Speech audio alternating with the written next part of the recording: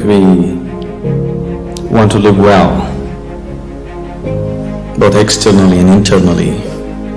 How well we live here simply depends on how well we manage our surroundings and how well we manage ourselves.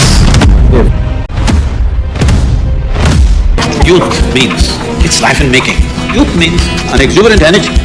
The problem with the youth is they don't have the necessary clarity nor balance. If you could bring 10% more clarity and balance in their life, this energy would translate into something fantastic.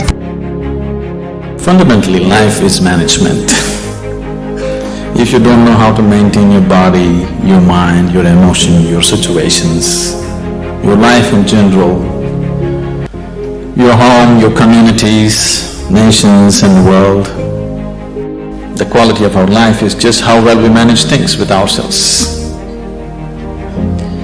But generally, we are thinking of management, we are applying ourselves to management only in terms of business management or industry management, or generally we are talking management only with economic situations, not life as a whole. In many ways, it's unfortunate that today the most predominant factor that rules the planet has become economics. The other aspects of life have been totally pushed to the corner. When economics rules, when economics is the only thing that we are thinking about, we will tend to become very gross and unhappy in so many ways. We are conducting various levels of programs to very top-level executives in some big corporations in the world, major corporations in the world. What I see is people who have failed in their lives, they're suffering their failure. People who have succeeded in their life, they're suffering their success. If you suffer your failure, it's okay, because failure comes easy. If you suffer your success, that is tragedy, because success doesn't come easy. So, something that you worked for, something that you always longed for, something that you wanted to create in your life, when it happens, if you start suffering that, that's the real tragedy of life.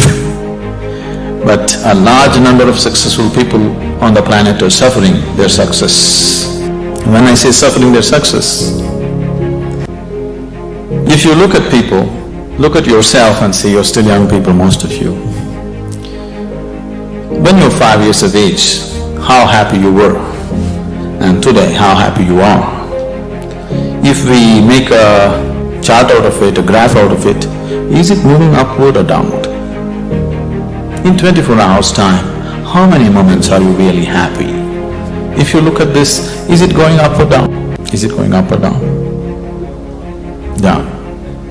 So that means you're a bad manager, because after all, everything that you did in your life is in pursuit of happiness, isn't it? All that you're doing in your life, you're doing it because you believe that is your happiness. You educate yourself, you pursue careers, you build families, you run after your ambitions. So many things you do because somewhere you believe fulfilling those things will bring you happiness. After doing all that, if happiness is not multiplying, it is going down, that means you are a bad manager of yourself. Anybody who does not know how to manage his own body, his own mind, his own emotion, his energies, if he is managing outside situations, he is only managing them by accident, not by intent, the way he wants it. Because if you do not know how to manage your mind, how to manage your energies, how to manage your interiority, managing the outside is bound to be accidental. When you manage situations by accident, you exist as an accident. When you exist as an accident, you are a potential calamity. When you exist as a potential calamity, being anxious all the time becomes a natural part of life. Anywhere you go today, people are talking stress management. Especially a few years ago when I first went to United States, wherever I go, people were talking stress management. I could not understand why anybody wants to manage his stress. I can understand you want to manage your business, your finance, your family, your property, whatever, but why would you want to manage stress? It took me a while to understand these people have come to the conclusion that there is no other way to live. Somehow people have come to the conclusion that if you do things in the world, you're bound to be stressful. One is not stressful because of what they're doing. One is stressful because he's a bad manager of himself. He doesn't know how to manage his own systems. That is why he's stressful. It is not the nature of the job which makes one stressful. You ask a chaparasi, he is also stressful. You ask the top executive, he is also stressful. Everybody believes their job is stressful. No job is stressful. If you have no control over your own systems, you will be stressful. Whether you do something or you don't do anything, isn't it so?